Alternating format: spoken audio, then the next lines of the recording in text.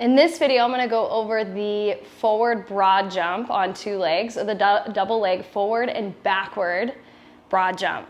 The purpose of this exercise is to train power and speed in the hip and knee extensors. And depending on which variation you choose, you're going to bias either the glutes and the hamstrings more or less. The broad jump, or the hip dominant double leg forward jump, is going to target more of the posterior chain, so the glutes and the hamstrings. When you use more of a balance strategy where you have a little bit more knee bend and less hip hinge, you're going to target more of the glutes and the quads.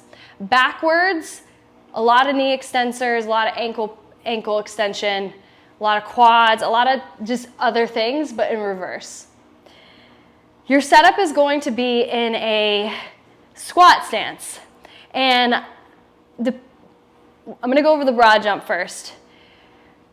Broad jump, if we're doing a more of a hip dominant strategy, your hips are going to hinge backwards, shins stay vertical, chest stays open, but it tips forward, not because you're doing this, but because your hips go back. From here, you're going to explode through the hips to the point you get here, and from there you go forward. So it's going to look like this. And you travel forward, you land softly, and you stand up. Once again, I'll try not to go as far in case I got out of the camera. Sit hips back, chest comes forward. And I landed a little bit too far back, so I'm going to remove my mat. Try that again.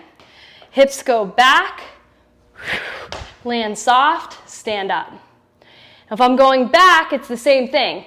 So I'm here, I tip back, and I sit back and I stand up. A little harder to stay forward on the landing.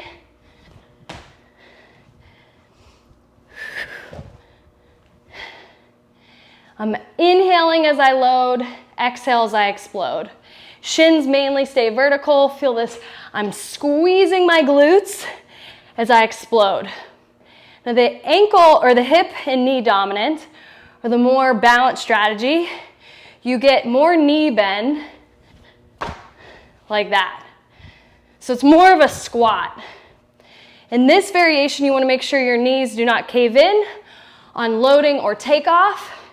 And you want to make sure you stay balanced through your heel, the ball of your feet, your toes, that you're not too far forward so that you get pressure through the knee, not too far back, that you're not over your center mass or your gravity is pulling you back.